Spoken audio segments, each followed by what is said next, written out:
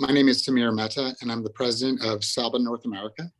And we're very thankful to have you here today to observe this somber occasion. As many of you know, all of you know, I'm sure,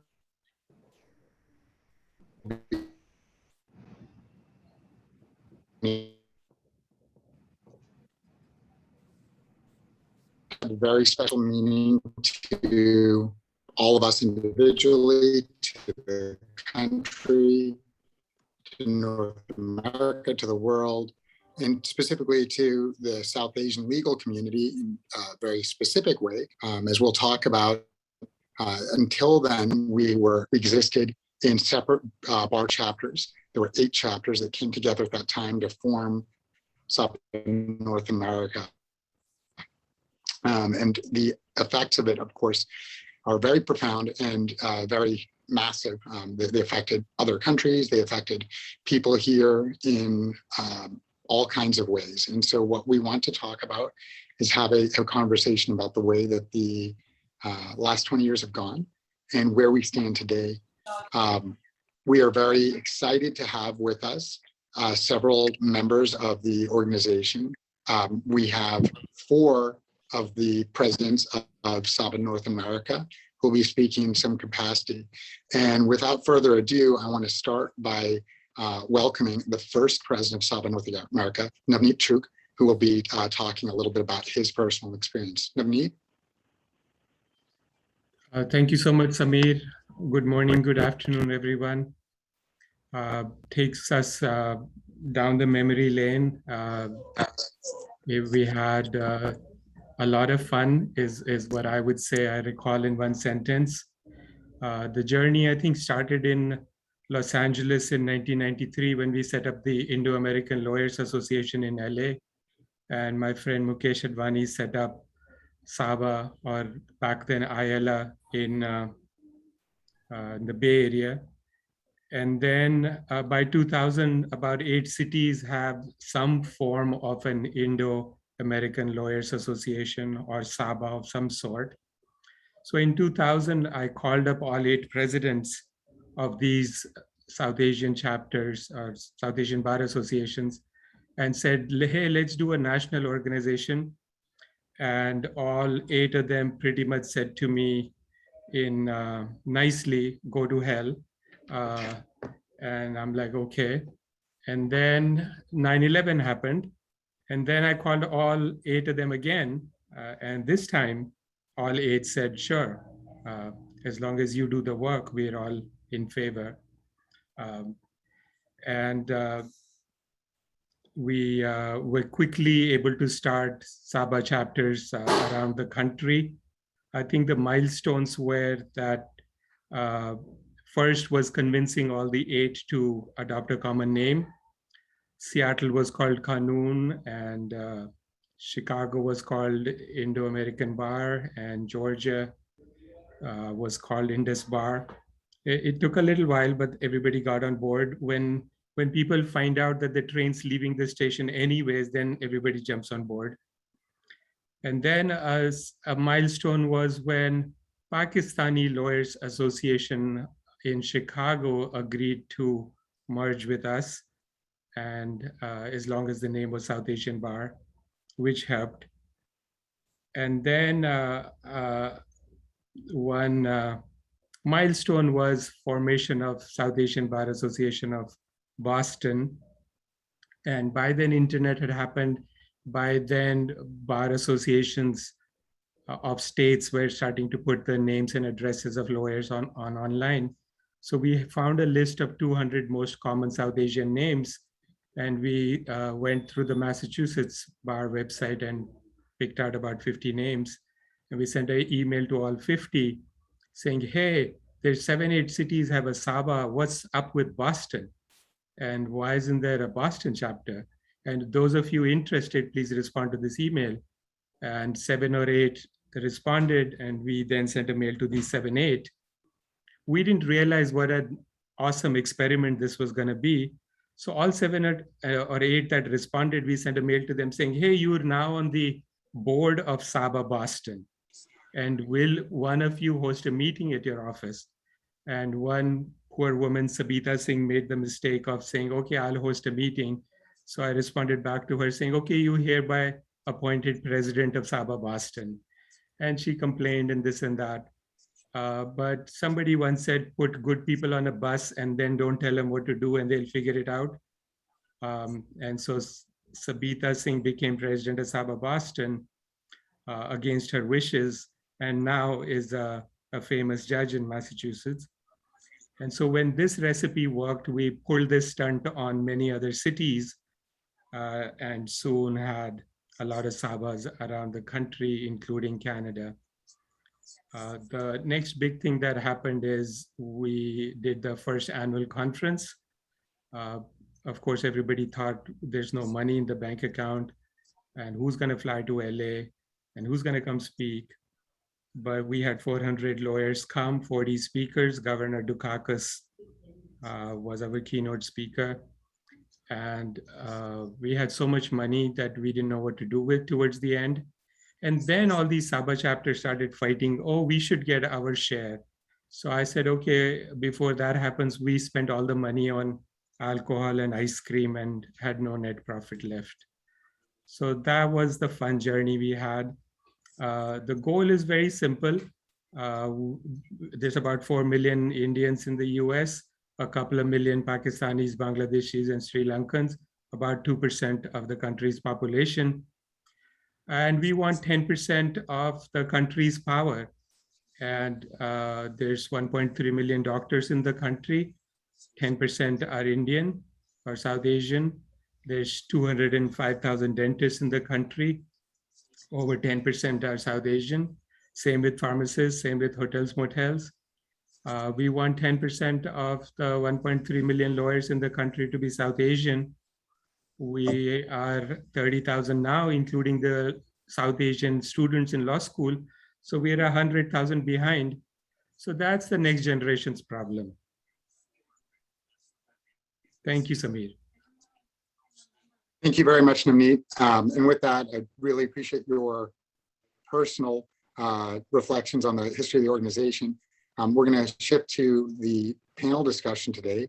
And this is being moderated by Sapna Khatri, who is a member of several SABA chapters out of SABA St. Louis and then SABA Chicago, and is now in Los Angeles, where she's a professor.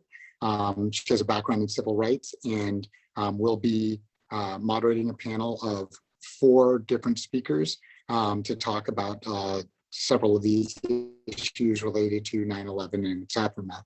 Sapna? Thank you, Samir, and thank you, Navneet, for your opening remarks, and everyone for joining us today for this very special panel. Like Samir mentioned, my name is Sapna. I am currently the Sears Clinical Teaching Fellow at UCLA Law School and the Williams Institute. Just before joining the faculty here at UCLA, I was at the ACLU of Illinois, and I was first there as a staff attorney focusing on women's and reproductive rights. And then I switched over and joined as a advocacy and policy counsel focusing on privacy, technology, and surveillance issues. And now I get to work on both of those at the UCLA clinical program. So very excited to be able to, talk to you all today. But at the same time, I'm also feeling incredibly humbled to be in such esteemed company with our panelists that we have. They're going to introduce themselves, but just to quickly give you a sense of who's joining us, we have Alamdar Hamdani, who is the Assistant United States Attorney in the Public Corruption and National Security Section. We have Amol Sinha, who's an Executive Director at the ACLU of New Jersey, and Musab Ali, who is a law student at Harvard right now, and also serves as the president of the Jersey Board of Education. So thank you to our panelists. I'm, like I said, this is going to be a kind of an inspiring conversation, and a conversation that I feel like is really unique, and one that only SABA could create the space to have, since we're a unique set of folks. We're South Asian lawyers and law students who have been uniquely impacted by 9/11. And something that I always think is interesting is that even though each of us who are on the panel and just who joined the call today, we were in different parts of our lives when 9/11 happened 20 years ago, different ages, different locations, different cities. And still that one day impacted each of us and has left its mark on our lives, potentially shaped our careers, our personal lives in many ways. Looking back, I know I was only 8 in 2001. I was sitting in my 5th grade classroom in Columbia, Maryland, and I think I was in a math class. And I remember all of us being shuffled in by our teachers into one larger classroom. And we were asked to sit down on the ground, and we saw them roll in a TV. Now, you would think that given that day and the fact that the news was covering what was happening in New York, they were maybe going to show us what was going on, especially since Columbia is close. That's not what happened. Instead, they brought in their old school TV and started watching a movie. I think it was The Great Mouse Detective. And we're just like, we're just going to have a movie day today. Don't worry about it. And we're watching. And then I slowly saw some of my fellow classmates get plucked out and go home. And they were like, oh, my parents are here. I have to leave. Without any context for why this is happening, I wasn't really sure what was going on, but I like the movie I'm just watching. Until an hour or so later, my own parents came to pick me up, and I went home. And that was when I first found out what was going on. I came home, my mom was watching the news, crying, seeing what was going on the television. My dad was on the phone frantically trying to get a hold of his brother who lived in New York. He lived in Jackson Heights.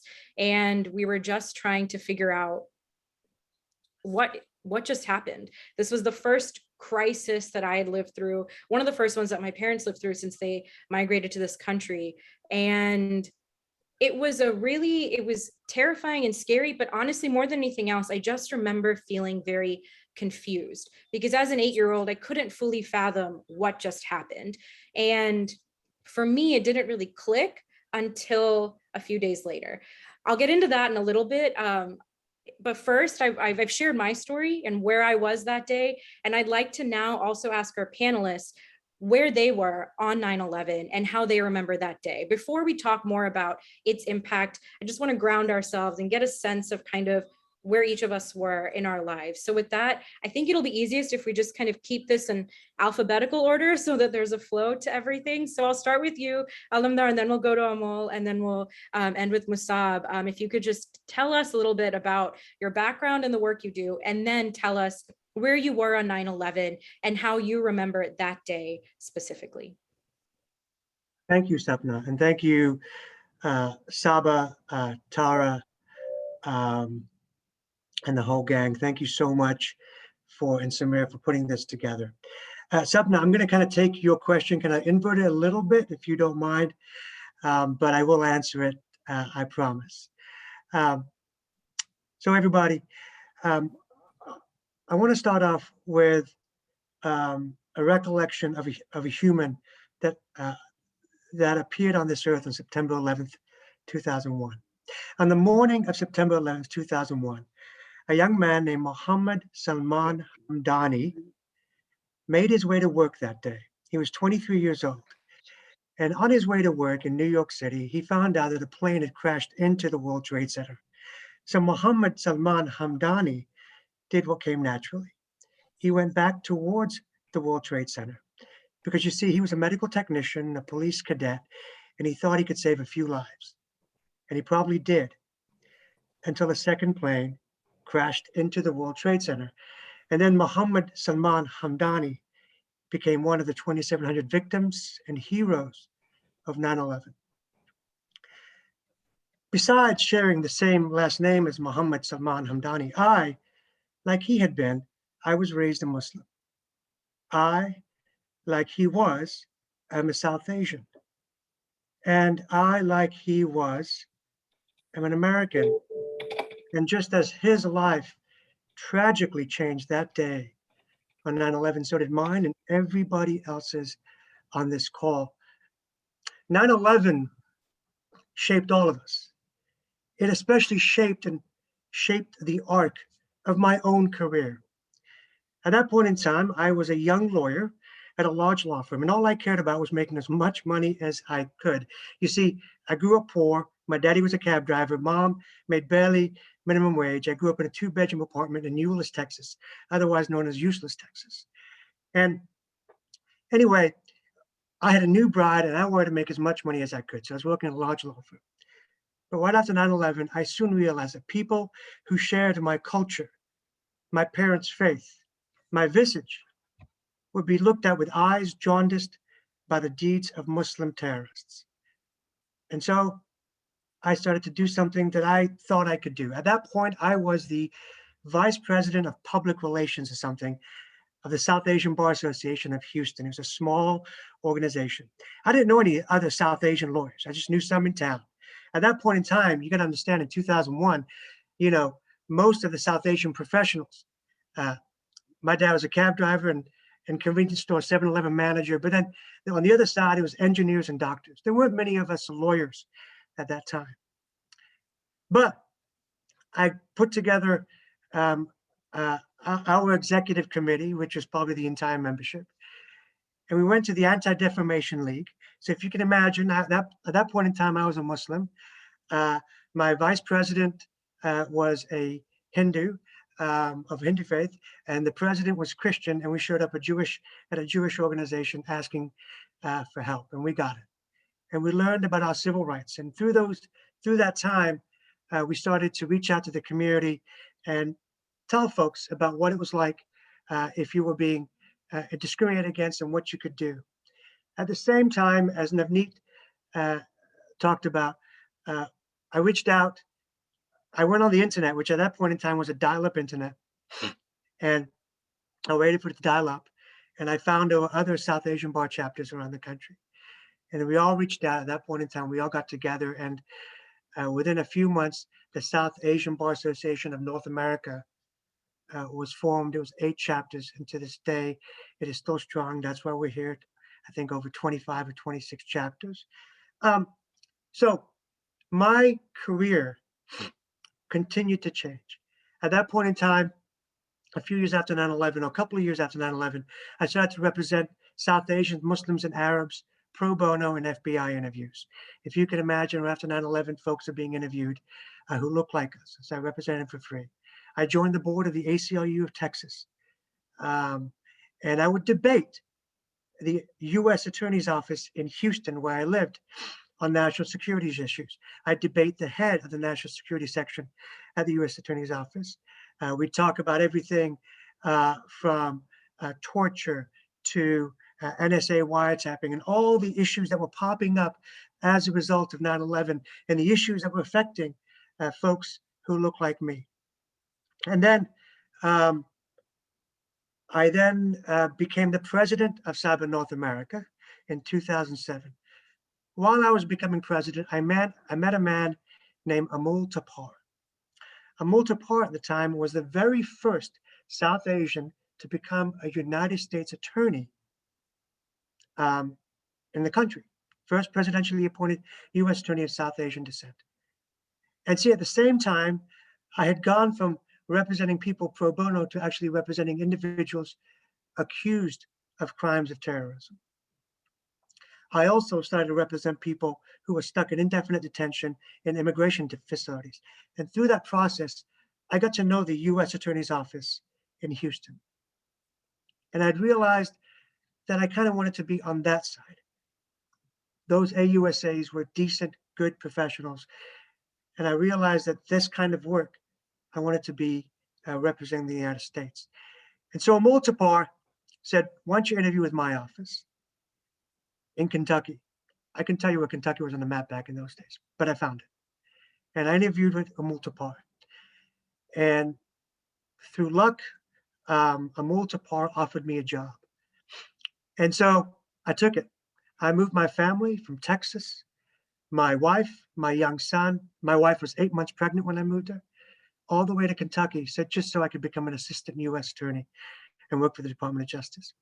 And that's where I've been ever since. And I've moved from Kentucky, then to Washington, D.C., where I was in the National Security Division, a division created after 9/11 in response to 9/11. And since about 2010, I've been prosecuting terrorism crimes, both domestic and international. And then I moved back to Houston, and I'm now an AUSA in the National Security and Public Corruption section, and I go after, again, terrorists, both domestic and international. As we think about over the next few days, as we talk about 9/11 and we remember what happens, if there's anything I can have you walk away from here knowing, is not me and who I am or what my story is, but know the story of somebody like Mohammed Salman Hamdani, those South Asians who died on that day. South Asians at times who were considered suspects because of the color of their skin, but were in fact heroes. Sapna, thank you so much, and I look forward to this discussion.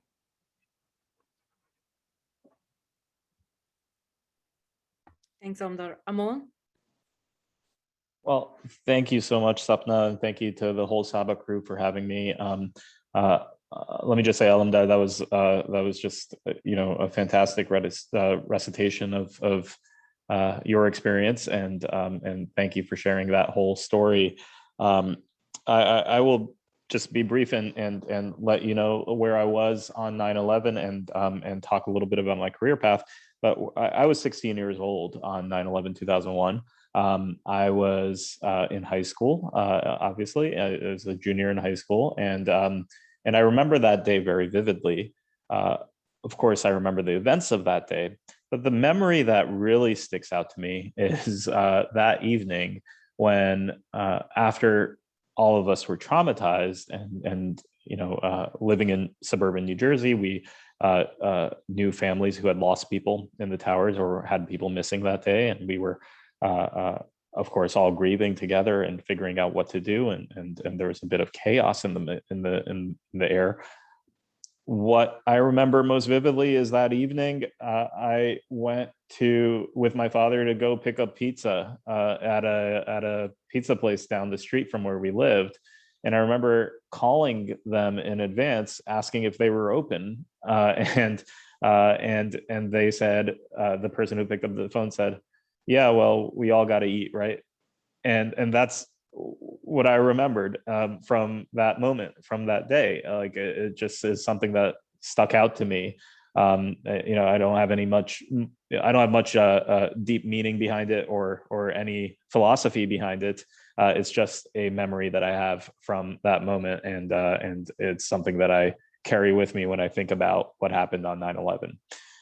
The aftermath of 9/11 is really what shaped my identity and my trajectory in a lot of ways. As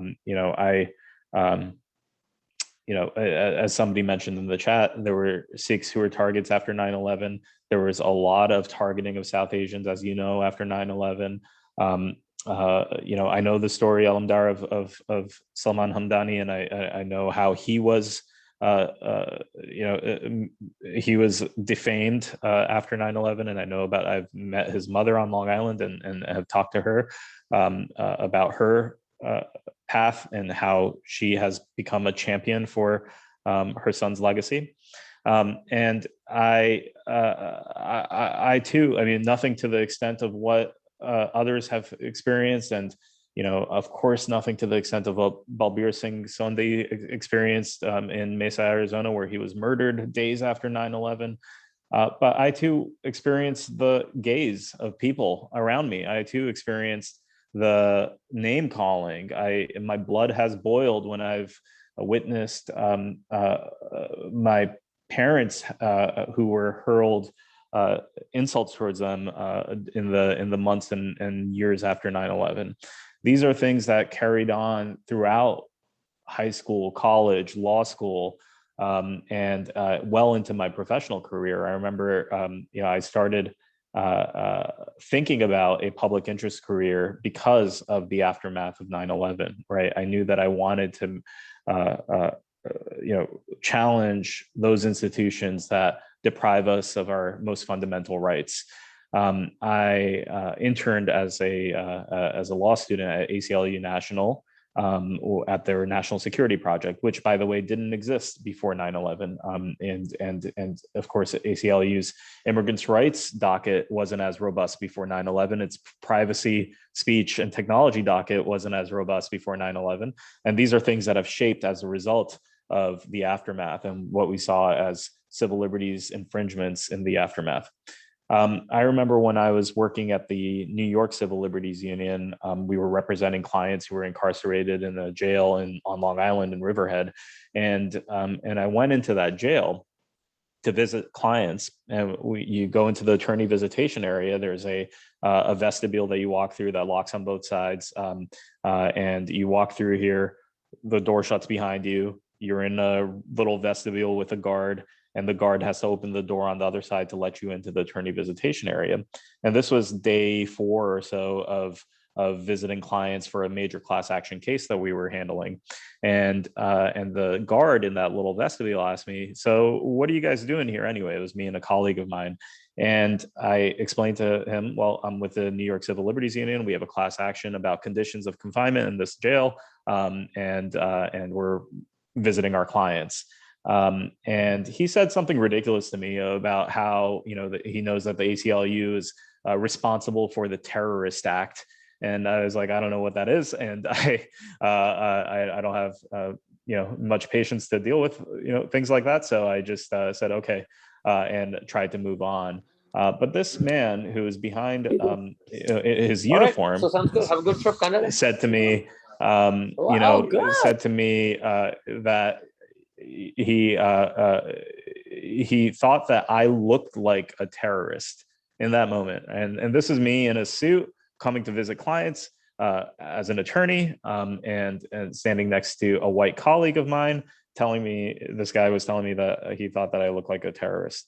And then probably 15 seconds, that felt like an hour passed. And he then unlocks the door on the other side and says, "I'm just kidding," and lets me go through. Now, in that moment, I'm just thinking to myself, what was that? Right. And we walked through, and afterwards, my colleague asked me if I was okay after that interaction. And I was like, yeah, I wasn't too fazed by it. But what I was really concerned about is if this guy has the power or the ability or the agency to think that he can talk to me that way as an attorney coming to visit clients, how is he treating the people that are totally powerless but in his control behind those walls? And that's what sort of spurred my attention to continue public interest work. I since went on to the Innocence Project, and now I'm at the ACLU of New Jersey. But it also taught me how interconnected things are, right? Like, yes, 9/11 happened. Yes, there was a national security state that emerged as a result of what happened at 9/11. There's advances in technology that have emerged as a result of that. And there's surveillance of our communities, et cetera, et cetera. However, it's all trickled down into infiltrating local government and local municipal police departments. And it's also this rhetoric of fear and hate that has perpetuated across our society, that has allowed for neighbors to be mean to each other and bully each other and kill each other. And those are the sorts of things that I think are some of the most important concerns that we have to address. And there's a direct, maybe not as linear, but a direct trajectory between the events of 9/11, the response of our government in the aftermath, and the way we see hate crimes and violence, state-sanctioned violence, emerge today. And that's what my career has brought me so far. And I look forward to continuing this conversation. But I also am grateful for all of my colleagues on this panel and all of my SABA mentors who have been a real sounding board as I pursue my career, and folks who have allowed me to, continuing to fight the good fight wherever I can and add value wherever I can. So I'll pause there, but welcome any thoughts afterwards. Thanks, Amol. Musab, can you share your story? Yeah, I mean, I feel like it's so hard to go after Amol and Alamdar. I mean, you guys are so eloquent and further along in your career, so I'll chalk it up to that. So I want to thank, again, I want to thank SABA so much for putting this panel together. And I think, when I think back to 9/11, I guess I was just 4 years old. So when I think about, my life and 9/11 and sort of its contributions and what it's done, I mean, I've only known a world that's a post 9/11 society, right? There was never a before for me. There was just an after. And I remember my family, I mean, we immigrated here September 2000, right? So 1 year after coming to America, like, especially for my parents, I remember how vividly their lives changed. And you know, for those of you that don't know, I live in Jersey City, where I mean, we literally have a direct view of downtown Manhattan, literally from basically all over Jersey City. And I remember looking out of my window and seeing the second tower. Sorry about that. Watching the second tower fall, just because like we had an actual ability to see that. And you know, my mom, she was a teacher in New York City, and I just remember that day. She didn't come home, I think, till past midnight. And I remember just being a child and just, you know, wondering about her safety and thinking about the sort of trauma that we had, just as, you know, just in those 24 hours, not to mention sort of the fallout and kind of what happened after. Because I think that, you know, 9/11 in terms of its influence on my life and its trajectory, I think Amal said it best. I mean, you know, the way that our country responded led to a like a surge in hate crimes. It led to a sort of reframing of what you know, it meant to be South Asian. And I think you know, you can't mention 9/11, you can't mention these hate crimes without mentioning you know, Donald Trump's presidency. I mean, you know, specifically for me, you know, when I think about you know, growing up in Jersey City as a Muslim in Jersey City, I mean, you know, in November 2015. You know, when Trump was running, he said there were thousands and thousands of Muslims cheering on rooftops in Jersey City. I mean, something that, you know, he was called out on, and it was proven to be blatantly false. But I mean, sort of like, you know, turning the knife in our communities after all that we had suffered after 9/11. And, you know, that's ultimately what ended up leading to me running for office and getting elected here in Jersey City, was a response to sort of that national narrative about what it meant to be a Muslim, and specifically what it meant to be a Muslim in Jersey City. And so, you know, I think when I think about, you know, having chosen to go to law school, I think a lot of that had to do with this fact that, you know, I've always grown up in a world where my identity and sort of people who look like me, you know, kind of got the short end of the stick, particularly when it came to the way that the government perceived this. I mean, I remember, you know, and I'm sure many people on this call have the same experience of, like, you know, going to the airport and kind of being taken aside by TSA. I remember flying back. Every time my father and I would fly back, we would always be taken to a separate room and questioned. And people would ask us to, you know, verify our sort of Americanness. And you know, I just think, like, you reflect on those experiences and sort of the accumulation of that. And again, I think for my generation, having grown up in a world where that's all we ever knew, it's hard to even think about what life could have been like if the event never happened. Thank you so much to everyone for sharing your stories. They are powerful. And something, Musab, actually, you just said that really resonated with me, is that for you, there was never a before, it was just the after. And I think for me, it was exactly the opposite of that, where it was like comparing the before to the after is what made me realize just how big of a deal what just happened was. And it wasn't just 9/11, it wasn't just the Twin Towers falling, it was everything that followed after. I remember when I think back on the last 20 years, I look at September 10th, 2001, and I compare it to September 12th, 2001. There was a big difference in those 2 days and the months and weeks and years to follow, because I went from being someone who never really fully realized what my race was, what it meant to be South Asian. I knew I would go home and I would eat Indian food, I'd watch Bollywood movies. But other than that, I didn't really realize the magnitude of how different I could be than many of my classmates until after 9/11, when all of a sudden I started getting berated with questions from my classmates, even teachers. People would ask if I was Muslim, if I go home and plot against America, if I'm going to go back finally to where I came from. My parents would now get stopped at airports. And this magnified when my family moved from Columbia, Maryland, we, you know, close to Baltimore, close to DC, big cities, to Southwest Missouri, where now I'm the first South Asian ever in the city that I moved to. And so, like many of our panelists, that experience is what made me realize that, you know, a law degree would help. I want to understand how the law protects us from this treatment from this type of discrimination. And I know we're running a little bit behind schedule, so I'm going to dive right in to some of our questions that cover some of these legal issues, cover some of the topics that our panelists have already touched on. And we're going to discuss some of those themes, the themes of national security, of counterterrorism, of discrimination. And the first question I want to ask is dealing with probably the largest change that we saw in this nation, which is that of national security. Obviously, we saw a rise in national security efforts over the years following 9/11, something we're still seeing today. So I'm going to leave this pretty open-ended for our panelists, but broadly speaking, given that system of national security that's been developed by our governments, both local and federal, in response to 9/11, do you think Americans are safer today than they were 20 years ago? And I want to add the nuance that I'm speaking of all Americans. Do you think all Americans are actually safer today?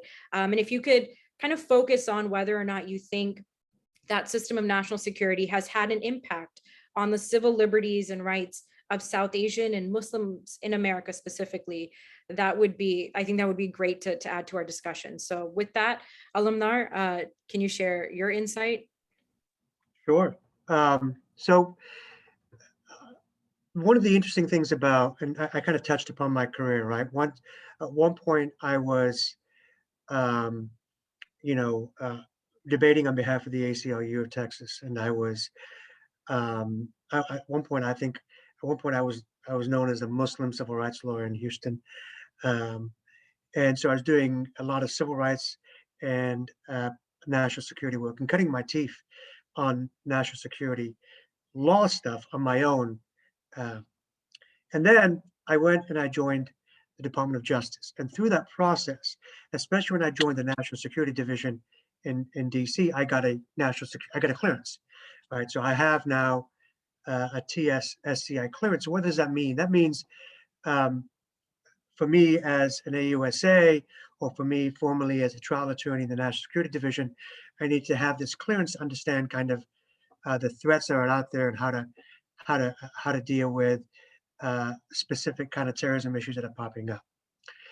I give you all of that to say I have had the benefit, or some would say the burden, of understanding the national security picture, both from the civil rights and civil liberties standpoint, and seeing it in the faces of clients and individuals who I believed whose civil rights were being infringed upon, and also on the other side where I've seen kind of, how the FBI works with other intelligence community actors, how the military works, how if there's a threat coming on, for example, how we're handling that threat as it develops, as it evolves, and how we mitigate the threat, whether it's through arrest or an interview or something else. Understanding that picture, Sapna, I would say for sure we are safer today than we were 20 years ago as a country. And that's only because of all the changes that have been made since 9/11. Whether it's, for example, one of the big reasons why 9/11 happened is because different parts of the government weren't talking to the other. FBI wasn't talking to CIA. There was this wall that was between different intelligence agencies and law enforcement. That wall has broken down. And I see that because I have access to both sides of that intelligence, and I see it. Because those walls have broken down, because the government has taken on kind of working with each other to mitigate threats, there is a really good, it's all those efforts. It's the tireless efforts of, it's creating the National Counterterrorism Center. It's creating the National Security Division. It's everything that happened as a result, whether it's DHS and the organizations that were built up in response to 9/11. How that relates to South Asians. So first of all, we all, I believe, are safer, but it's been hard, and it's taken us a lot to get here. We paid a dear price to be safer. And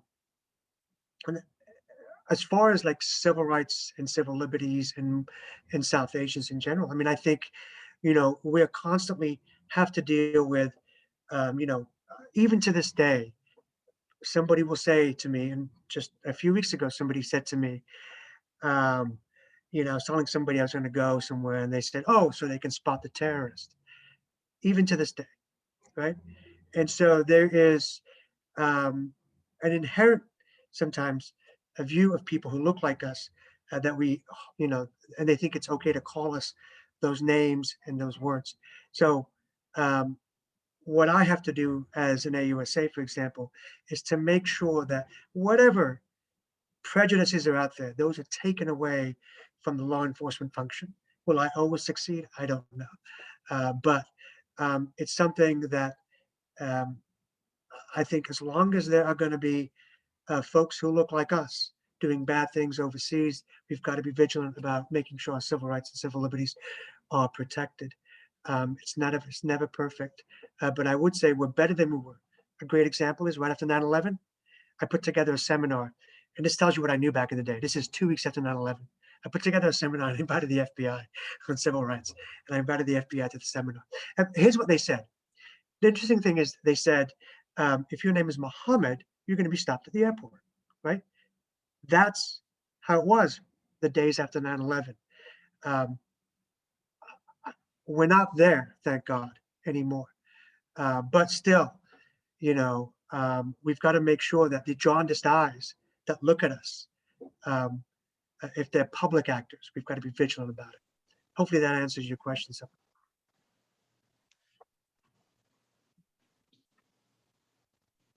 So can I just chime in? Yeah, thanks, Sapna. I agree with Alamdar that I think we are safer from foreign threats. I think there are institutions in place and better communication at the federal level that allows for information sharing in a way that perhaps we didn't have at that time 20 years ago. Where I think, where I think our country is not safer, or perhaps even less safe, is in everything else, right? Like we have more guns out there than we've ever had before. The threat of mass shootings is looming every single day in this country, and we see, I think, a daily mass shooting in this country in these days. The institutions that were created after 9/11, like the Department of Homeland Security and like ICE, even though there may be some aspects that are justifiable in terms of enforcement, I think they've also wreaked havoc on our country. I think the immigration system that we have in the United States right now that allows for indefinite detention of people is actually doing more harm than good. We have in New Jersey, we have hundreds of people in immigration detention on nothing more than a suspicion that they are undocumented. And that's, it should be unconscionable that we do things like that. So I think, and bias crimes and hate crimes are up, right? So the white supremacist threat that's out there is continuing to exist. And it's continuing to be emboldened. So I think, and of course we're living through a pandemic, right? And there are hundreds of thousands of people that have died as a result of this pandemic. And there is there is a link between white supremacy, the folks who are, as they call it, vaccine hesitant, and the way vaccines and mask mandates have been politicized in this country. And so, I'm not suggesting that even that has to do with 9/11 20 years ago, but it does have a thread of kind of connective tissue between the rhetoric that we saw in response to 9/11 that quickly turned jingoistic, that quickly turned white supremacist, that lashed out on our communities, and then is now failing to protect us from a disease, right? So I think there's a combination of things that have led to a lack of safety. And I think one thing that should be mentioned is that we've all been fed a lie that a lot of people have unfortunately been convinced of, which is that we need to trade a dose of liberty in order to gain a dose of security. And that, I think, is easy to latch onto, but doesn't necessarily have truth to it, right? We saw post 9/11 10 years after 9/11, we saw this report come out from the AP that the NYPD was spying on Muslim communities all across the United States, including here in New Jersey. And they were tracking Muslims in their mosques and at restaurants and going to student field trips and things like that. Years of investigation, hundreds of millions of dollars spent. It resulted in no leads, but it certainly led to a distrust of law enforcement, and it led to a distrust of the institutions that govern us. And so I think that fundamentally makes us less safe as a society when we can't trust the people that are meant to serve us. Yeah, thanks, Amal. I'm glad I get to go after you, because I was just about to touch on the NYPD spying program. But I think for the larger question, I don't think Americans are safer today than we were pre 9/11. Again, sure, I have a bias. I wasn't there pre 9/11. But I got to say, I mean, you think about the things that happened like on January 6th. I mean, despite all these agencies having the ability to talk to one another, the fact that our lawmakers in Washington, D.C., in one of our, what you would imagine our most secure buildings, were, I mean, just doors away from massacre. I mean, like, that doesn't make me feel safe as an American. I mean, we think about the threats in terms of technology, right? I mean, like, Russia being able to hack into our elections and being able to manipulate voters. That doesn't make me feel safer as an American. When we think about the, to Amal's point, like all this tracking by the NYPD. I mean, like, my community personally was so deeply impacted by the way that law enforcement not only was spying on community members, but also just hiring community members to spy on one another. I mean, you can imagine sort of like going to a mosque and having, sitting next to someone and not being sure if that person was going to take any conversation that you had with them out of context and sort of report this to the authorities. I mean, the way that we operate as a community was so insular that, when I reflect on my experience running for office, so Jersey City is about 15% Muslim. And despite that, the reason we never had an elected official who was Muslim was because of the fact that our community felt like if we stepped into the public domain, this spotlight that existed on us was going to create this narrative where immediately you'd be looked at as a threat. You'd be looked at as someone who doesn't belong in America. You'd be, people would, sort of like call you names and sort of like lash all sorts of allegations at you. And look, I experienced that even running as someone who like basically grew up my entire life in America. I can't imagine someone who, 20, 30 years ago was also in this country and, felt that shock on a day-to-day basis. The sort of trust that our community has towards law enforcement, I don't think necessarily exists. And I don't think it's just something from South Asians. I mean, I think you look at, general American public attitudes towards law enforcement and the way that we believe the police can protect us. I mean, I urge everyone in this panel to think about the fact that when you see a police car behind you, do you feel safe or do you feel fear?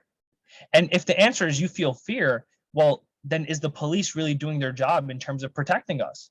Because I'll be honest, I've never felt safe when I saw a cop car. I never felt like, yes, I'm so happy there's someone here who's like, quote unquote, doing their jobs. And I think, the mechanisms that law enforcement have at their disposal too, I think is really troubling. I mean, the good thing about going to law school at this point is, we do get to reflect on some of these cases that have come through the courts that talk about this. I was thinking just recently about the case Tanvir v. Tunzen, right? Like, we had 3 people who, right after 9/11 were approached by the FBI to spy in their own communities and refused to do so. Then in 2013, we're put on no-fly list. I mean, this is 12 years after 9/11, we're put on no-fly list where they could not go and visit their families. They could not go and use the airports. And for law enforcement to say, listen, we'll take you off these lists if you go ahead and agree with us to spy in your communities. I mean, like, what kind of choice is that? Right. And the fact that there are law enforcement officers who are giving those sorts of choices and then, selling us this idea that is what it takes to be secure. I mean, I think that's definitely a false sense of security and not something where I think Americans or South Asians were safer or have the same amounts of civil liberties that we should.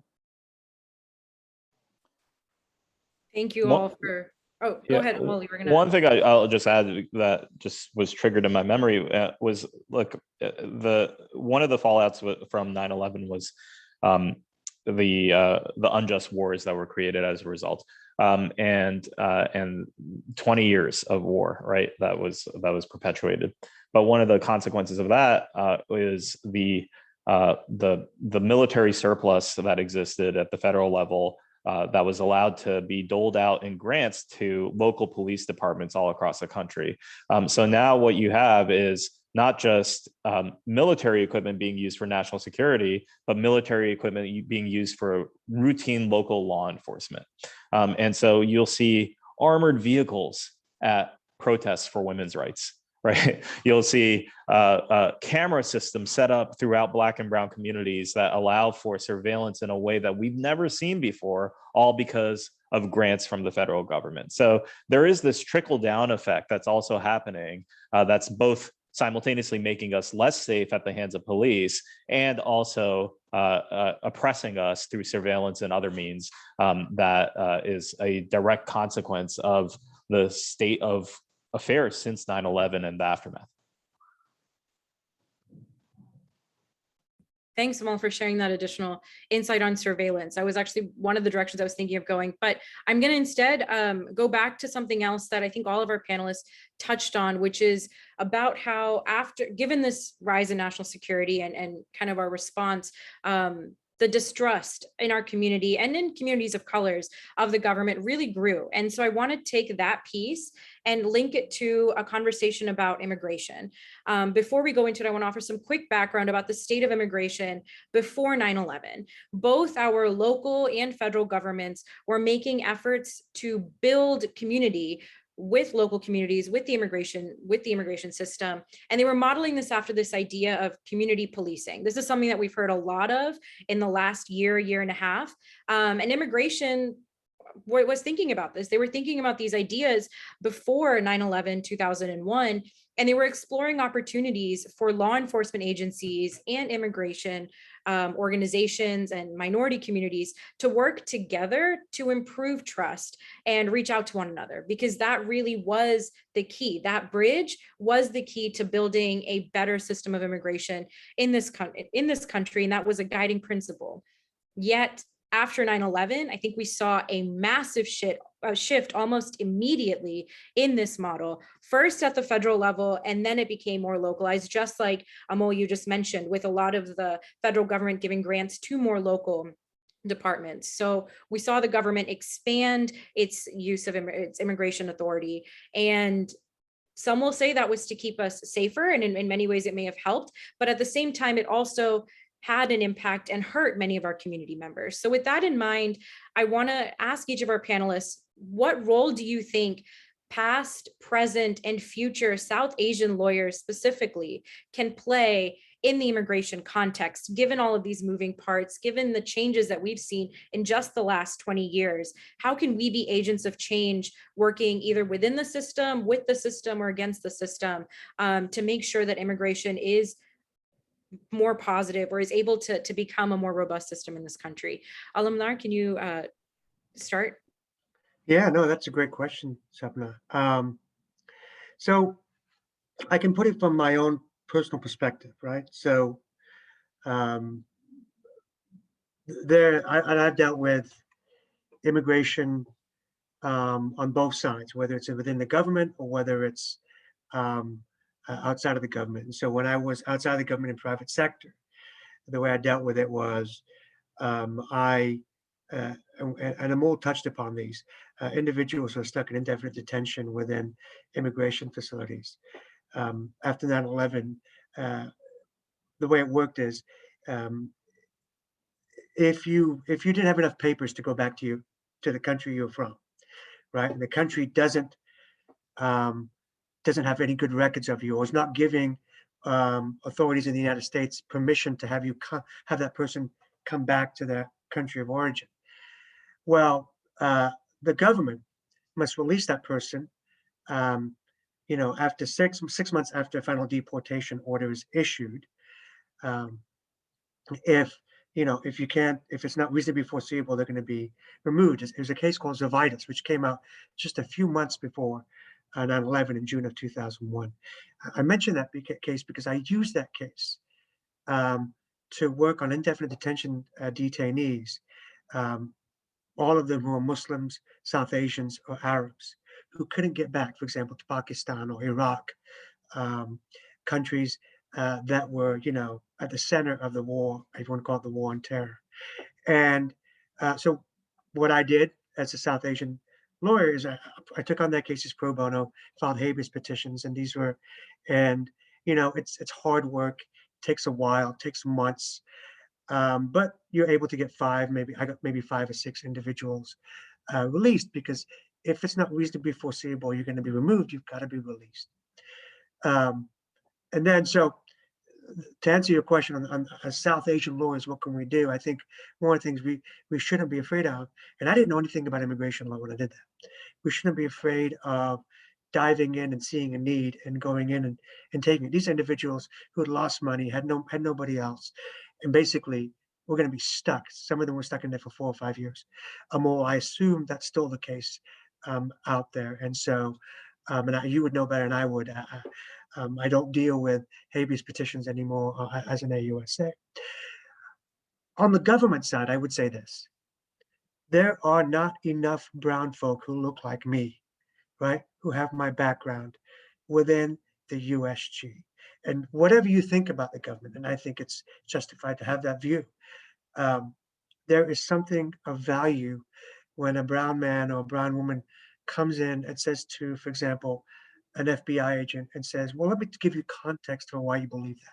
Or goes to an ICE agent and says, or INS, whatever it's called these days, or DHS agent and says, let me give you context for why you believe that and why that may not be correct. I say that because when I joined the DOJ, I was, first of all, amazed by how many South Asians there were not.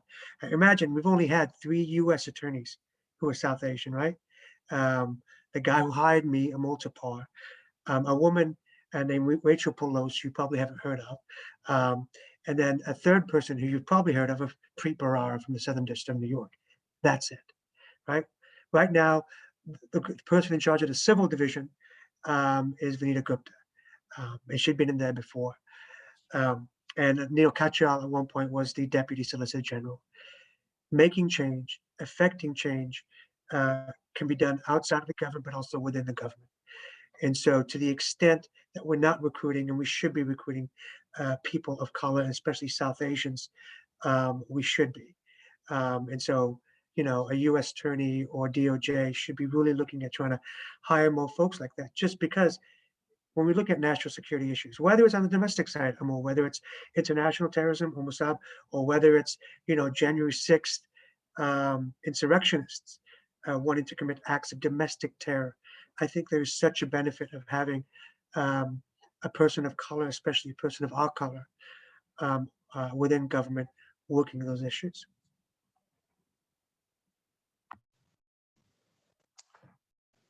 Yeah, I'll take it over from here. I think some things that South Asian lawyers can do is, first of all, understand the history of immigration in the United States. There's been a lot of conversations about the right way to get into this country, and there are some perceptions in the South Asian community and every immigrant community that there is a right way. However, I think there's that right way changes depending on the context that we're in. Like, it wasn't until the 1950s that it was okay for people that look like us to become naturalized citizens of the United States, because it was until then reserved for free white persons, right? And it wasn't until it was limitations on immigration were rampant until 1996, and then when things opened up a little bit, there was 1965 first for skilled labor coming from Asia, but then 1996 when things that changed again, and then immigration detention has been sort of skyrocketing over the past many years, including through the Obama administration into the Trump administration, and now hopefully under the Biden administration we'll see a little bit of change and a little more compassion. I think other things that we could do is, of course, there's all sorts of advocacy, right? There's immigration representation, making sure that we're representing individuals in detention and elsewhere and through their deportation proceedings. There's, of course, policy work that needs to be done at every level of government, including at the state level. It's not just a federal thing. There are state channels of funding that would allow for legal representation for people in deportation proceedings, which is really important. And there are, state efforts to make, New Jersey and every other state more fair and more welcoming and more just. So I think that's really important too. There's no barrier to entry. You should, be involved in your local community. And just on a more hearts and minds level, I think we ought to stop playing identity politics with with the different immigration identities that we all hold. I think there's a coming together that needs to happen around the immigrant story, including those who may be born in the United States, but to immigrant parents like myself, to those who came to the United States at some point in their childhood, those who came at adulthood, those who carry different sorts of visas, those who are permanent residents, those who are citizens, and yes, those who are undocumented. I think, understanding that we ought to come together to talk with one voice about why it is to have compassion around immigration generally, because it's the hardest thing in the world for anybody of any background to pick up and leave their home. It doesn't matter if you're coming here for opportunity. It doesn't matter if you're coming here from a privileged background. It doesn't matter if you're coming here under duress or because you're fleeing violence in your country. I think it's really important to understand that regardless of the circumstances, was one of the most difficult decisions that individual had to make in order to provide for a better life for their family. And I think that's one common ground that we can all galvanize around. Yeah, I think Amal and Amdar, you guys did a great job in uncovering this. I think, there's definitely the change we can make from inside of government. I think there's the activist perspective that we can take here. And I think to Amal's point, I just want to echo one more thing that I think what South Asians should be fighting for. I think if there's one piece of legislation that I think we should be going for, I think it's the DREAM Act. When you think about the history of immigration in this country, and even particularly around immigration of undocumented people, pre 9/11, the DREAM Act was actually on pace to become legislation in this country. It wasn't until 9/11 happened that basically, any sort of immigration reform was just stopped short, right? And then, there was this huge fight to get to DACA, and then, under the former presidency, DACA was almost removed as well. And so you have people who, have grown up their entire lives in this country, know nothing other than America, but if certain legislation were to fail, would be told to go back to their country, which, again, if you spent 20 years here, what other country are you a part of? And so I think if there's one piece of legislation that I'd say that we should be advocating for and lobbying for, I think it's the DREAM Act. And I think it's possible under this administration as well. Can I add a little bit? And first of all, I want to know one thing we haven't talked about is what Musab did, which is to go into politics himself, even at a young age. And so I can tell you, I do not have the courage to do something like that. So I commend you, especially as a brown, much younger man than me, for doing that. But what Musab also represents is the history of this country. And you mentioned that stuff. Now, I'm an immigrant. I came in 1982 at the age of 11. I mentioned my dad was a cab driver here in America. He was also a cab driver in Manchester, England, where I was born. And then my parents immigrated to India, from India to England. A lot of our histories involve immigration across two oceans, right? My father is an immigrant twice over, my father just passed. And, one thing I think we should do is know our history. And, before 1965, how many South Asians were in this country? Less than 10,000 South Asians were in this country, right? Most of the South Asians you will meet are immigrants, right? Especially of my age, they're immigrants. And so we are either the first generation or the zero generation. And so if anybody knows the immigrant experience, it's us. If anybody can speak about what it's like to be an immigrant and how to protect immigrant rights and how to advocate on behalf of immigrants and how to reform an immigration system, it's us. And so you guys both remind me of this. I just want to kind of give that little bit of history. We haven't been in this country long, but we've definitely made an impact. And I'll just pick up on that real quick. I think the point that you made, Alamdar, about Musab doing what he's doing is incredibly important, because there is this perception that persists, unfortunately, that one is enough, or that there's you get full representation when you have a figurehead or something like that. In New Jersey, look, we're filled with South Asians in this state. The last census, the results just came out. The Asian American numbers are huge in this state. We're over 10% of the population now in New Jersey, and the vast majority of that is South Asian. And what always strikes me is that people think that we're doing well in terms of representation because we have people, or until recently had Gurbir Grewal as our Attorney General. We have Ravi Bhalla as a mayor of a major city in New Jersey. We have Sadaf Jaffer, the first Muslim woman mayor in the country. I think all of those things are wonderful. However, who are the people that are working for those folks? Who are the people that are represented in county and local municipal bodies all across the country? Musab, I think, is an exception, a wonderful one at that, but an exception. And we don't have enough representation across the board in our state legislature. Look, we're 10% of the population. That means that in our state legislature in New Jersey, we should have at least 12 seats. We have 3.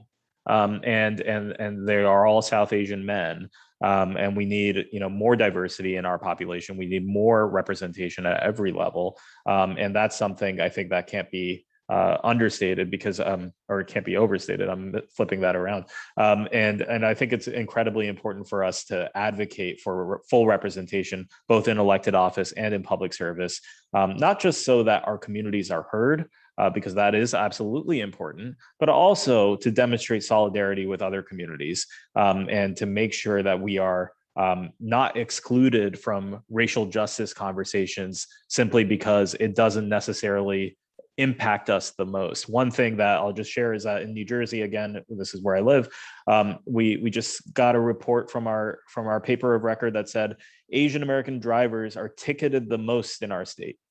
Asian Americans are ticketed the most in our state, even for violations where white folks are stopped more. Asian Americans get more tickets, and that is it was news to me, right? Like, we get more tickets than Black drivers do, than Hispanic drivers do, and of course than white drivers do. And it's not just a little bit more; it's significantly more, and it's persistent across every violation for the last 12 years. And so that. It was news to me because I always assumed that driving while Black was the problem, right? Like of being pulled over and racially profiled. However, driving while Asian certainly is as well. And our communities may experience different elements of policing. We may experience policing in different ways. However, we need to be united in addressing the injustices around policing that exist. And I think one way to do that is to make sure that we have a seat at the table, which we currently, it's a bit underwhelming in our state. Thank you, everyone, for sharing your insight throughout the Q&A. We've had great discussion, and so I'm going to cut my questions and I'm going to throw it over to the rest of our audience that's here today. If anyone who's here, who's joined the panel, if you have any questions for our panelists, I don't see anything in the chat, but I can open it up if you are able to unmute yourself or want to chat something in that you'd like to ask our panelists. All of them, one of them, whatever.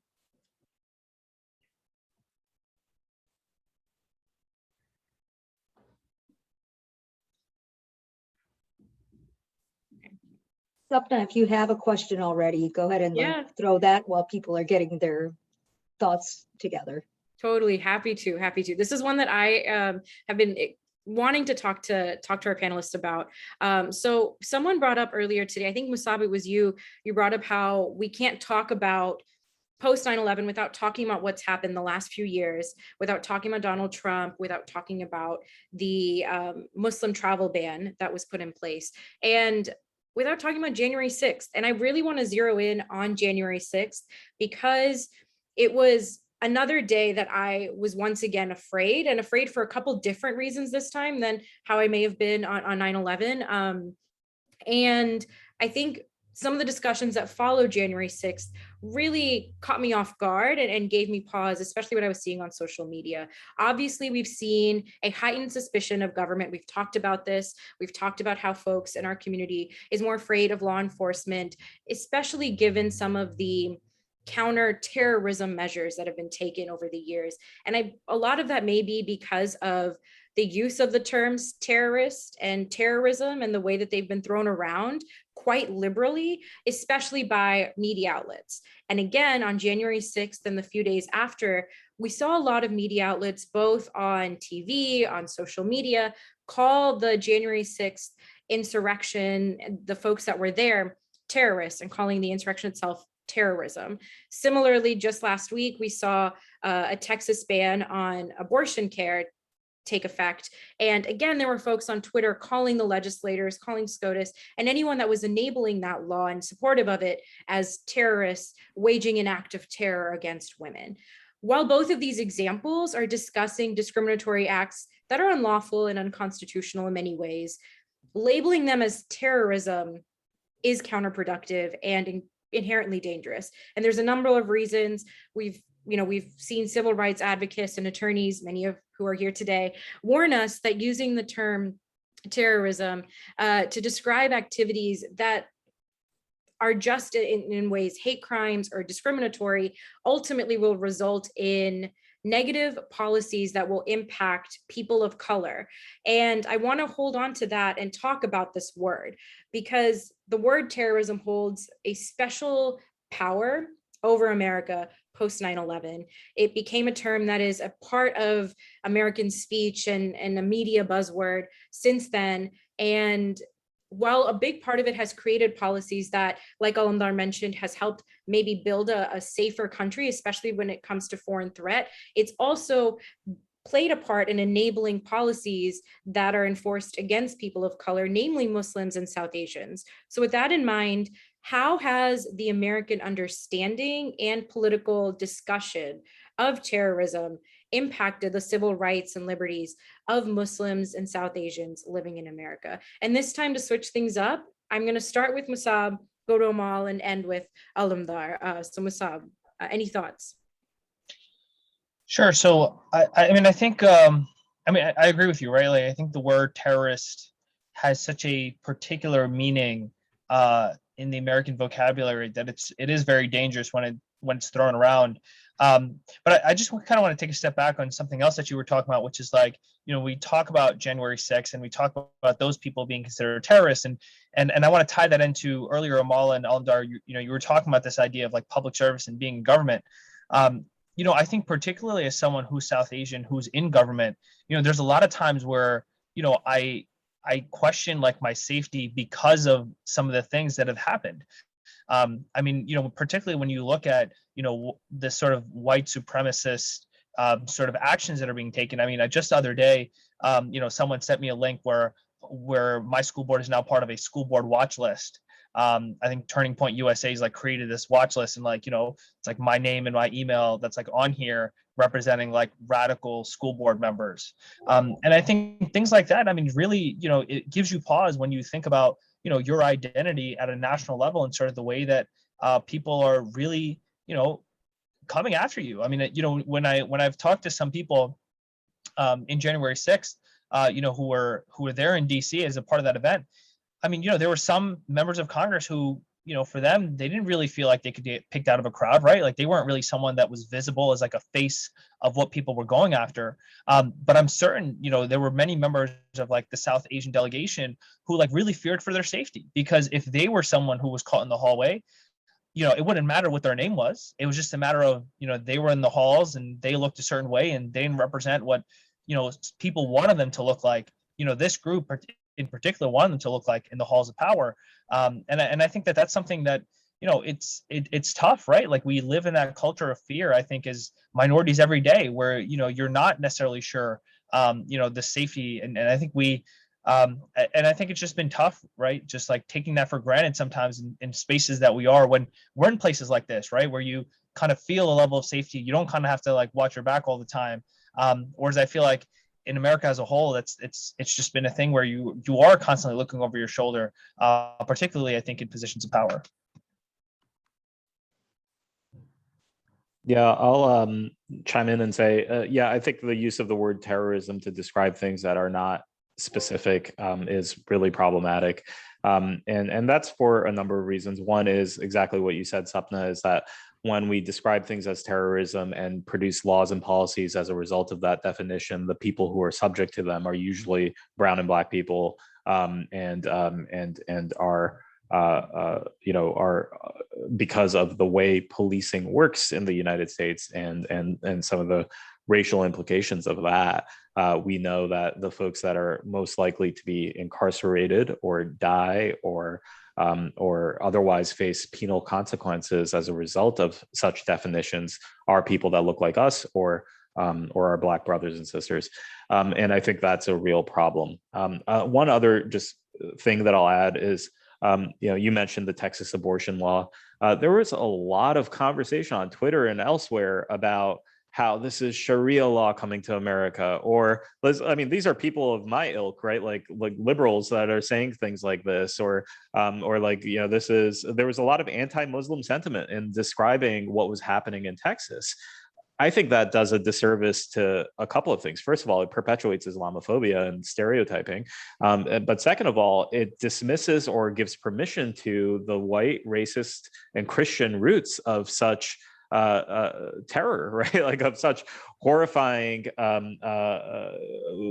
policies that are perpetuating harms on women and people who can get pregnant. I think that's that it does us a disservice to talk about such things in such language. And so it's beyond use of the word terrorism. It's actually using things that are not feared, should not be feared, and are harmless, like religious identity, to create a perception that something is bad. And I think that stigma attaches to the people that are actually holding those identities, and it allows to scapegoat others for the actions of white supremacists and conservative lawmakers.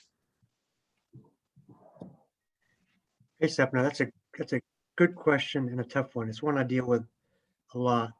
I teach a class at U of H law called Terrorism and the Law, and I start off with a slide that says, "What is terrorism?" And I spend 2 class periods trying to figure out what is terrorism.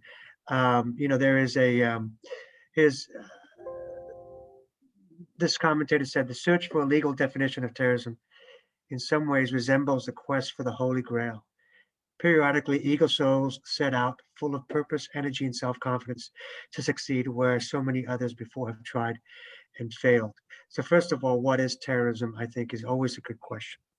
And how we use that term, I think you're right, has to be sparingly but appropriately as well. So in my world, terrorism has a very definite meaning, at least in the words of international terrorism. There are laws in the book that talk about material support of terrorism. There's definitions, at least, that they try to place out, which deals with what is terrorism. The question then becomes, what do you call the January 6th attempted insurrection, or as you call it, an act of domestic terror, especially because there are no domestic terrorism statutes on the books per se. For example, if you notice, the individuals who are being charged, without commenting on their cases, but the individuals who are being charged for January 6th are being charged with a variety of crimes. I don't think any of them are probably called terrorism, but they're called different things, anywhere from gun crimes to conspiracy crimes.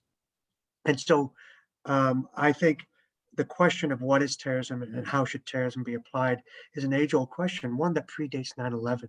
But I think since 9/11 has important implications for us, because when you think of terrorists, when somebody the other day says, basically alludes that I look like a terrorist, in our world, when we think of the word terrorism, my visage, yours would probably come to light. And so using that term carefully, I think, is important. In fact, I know it's important. And finally, I think, I think we've gone past the idea of the war on terror now, you know, especially with 20 years after 9/11. And the question is, what are we in now? I don't know. You know, what is this? Is it a law enforcement function right now dealing with trying to catch terrorists and put them away, i.e. traditional international terrorists? I don't know. And so to answer your question, first of all, I don't know what is an all-encompassing definition of terrorism. And secondly, the way that the term is used has implications, I think, for people who look like us. So hopefully that answers your question, but it's an age-old question, one that's tough to answer. Thank you. Thank you all. I'm going to pause from the Q&A for just a moment and throw it over to Mona. Just because we're running short on time, we have a special guest who will be making some closing remarks. I want to make sure that they have enough time to address you and you get to hear from them. So Mona, I'm going to throw it over to you. Thank you so much, Sapna, and thank you to all of the panelists. You know, like Neeti said in the chat, it sometimes surprises me how, you know, emotional and raw my personal responses still to the date of 9/11. I actually had to turn off the video a few times because my reaction today, even to some of what our panelists were saying, was really raw. It's sometimes just kind of surprising, but it's such a great discussion, so thank you. But I want to introduce now Sanjui Kumar, who probably doesn't need an introduction to most of you, but she was our president from 2009 to 2010, our 7th president. Correct, Sanjui, and still a, my gosh, passionate member of SABA and involved so much in SABA and has done so much. One of the founders with Navneet, and we're so grateful that she could be here today. So I'm going to pin her and allow her to make a few remarks. Thank you, Sanjui. Thank you. Thank you, Mona, for that very, very kind introduction. This has been a tough one, you know, to prepare for and to talk about. As you said, I was the 7th president of SABA, and I actually spoke to presidents 2, 4, and 6, Vijay Bandada, and Paul Grewal, and Inderpreet Sahni, as I was thinking about, you know, what happened in 2001. And we have presidents 1 and 5 represented here with Navneet and Alamdar. Don't ask me anything after 7. I don't remember. I don't have those memorized, and we're missing Judge Sabita Singh in that list. But I think when we spoke about it, as we were chatting about it, what happened with SABA and 9/11 is that all of us had this desire to connect. You know, of course, we wanted to connect with families to make sure they're safe, connect with friends. I'm also from New Jersey, Amol. I think we all came through New Jersey at some point. There's a connection. My brother and sister worked in New York. Most of my family was in the tri-state area. So there was this immediate need to make sure everyone was safe. We had our personal experiences. My husband was stranded in St. Louis. He tried to rent a car, wasn't able to rent a car because there was still all that palpable fear about what people might be doing, even with rental cars. Inderpreet talked about how her husband, who is a turbaned Sikh, they made a decision that he wouldn't go to work that day. Vijay Bandada talked about being from New York. He was at Skadden in New York then, how they had friends. I mean, they lost close friends in the towers. And then there was just a fear all day of where people were, where were people that you knew.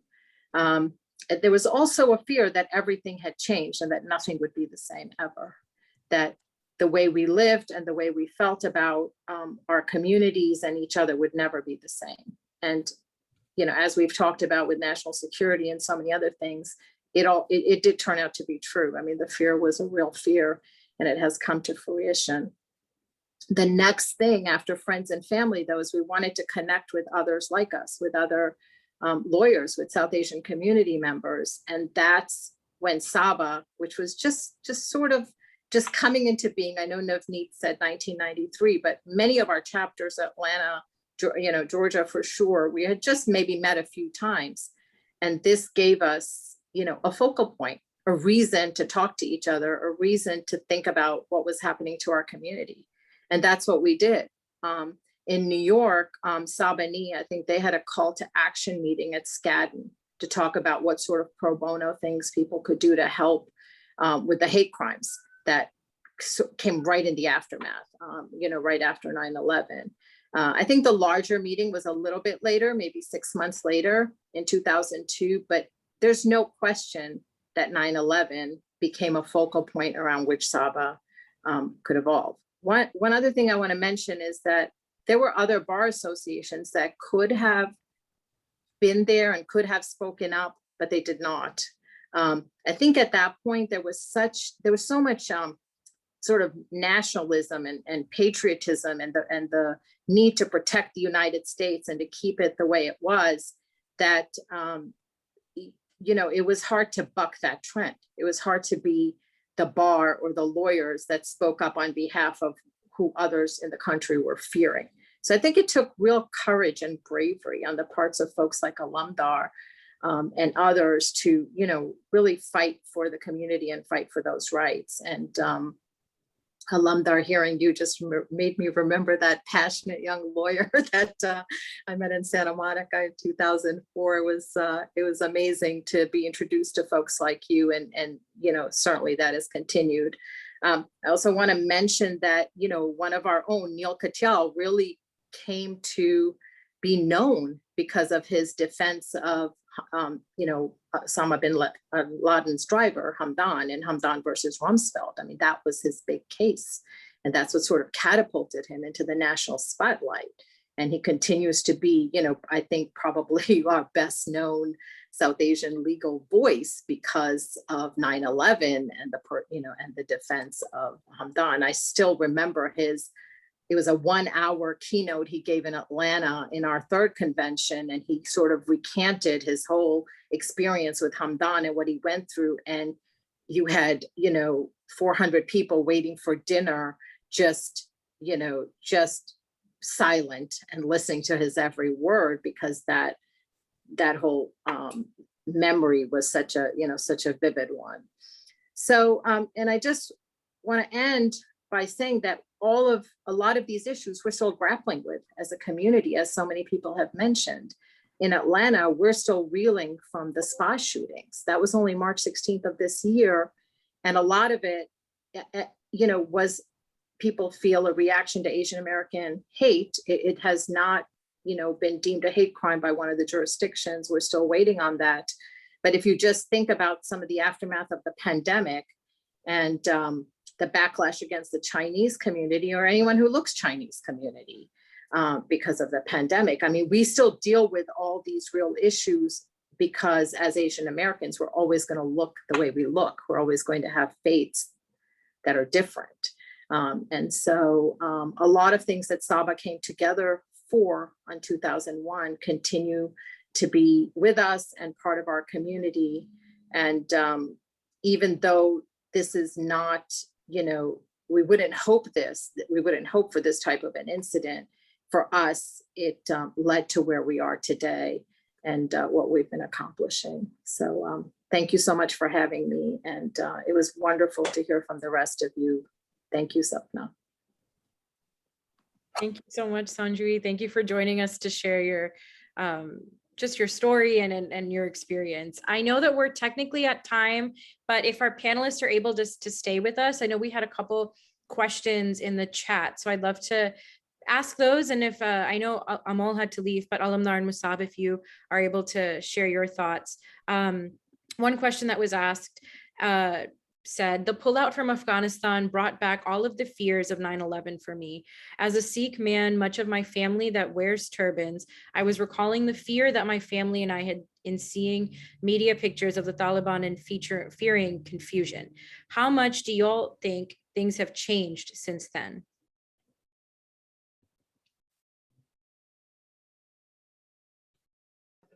Alundar, do you want to go first?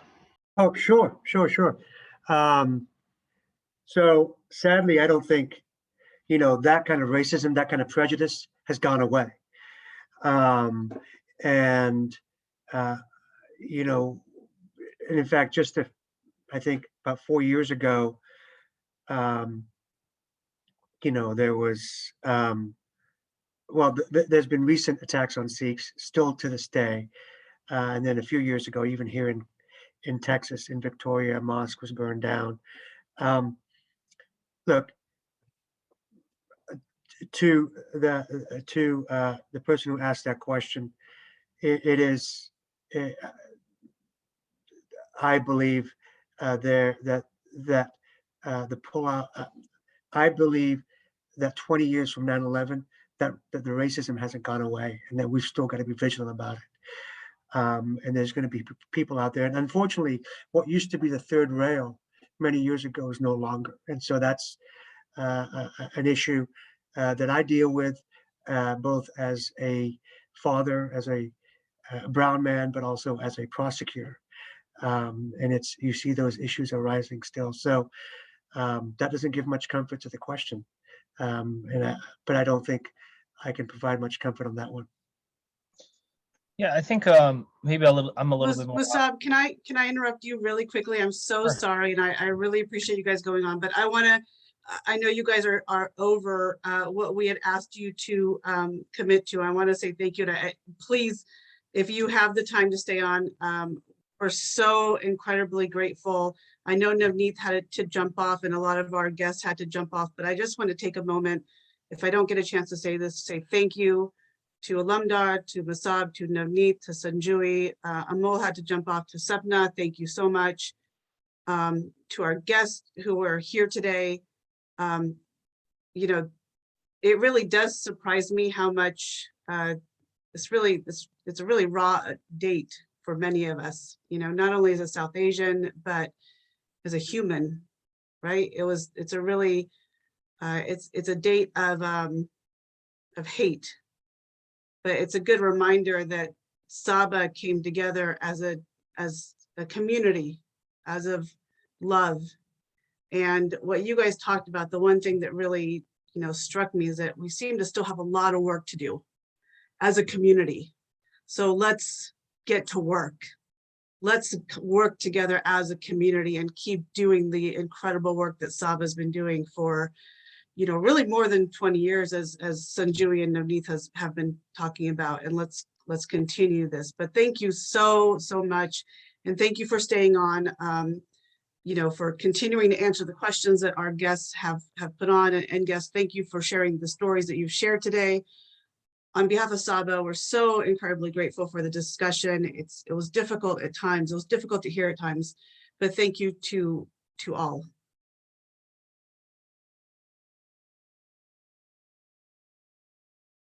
Musab, you can go ahead and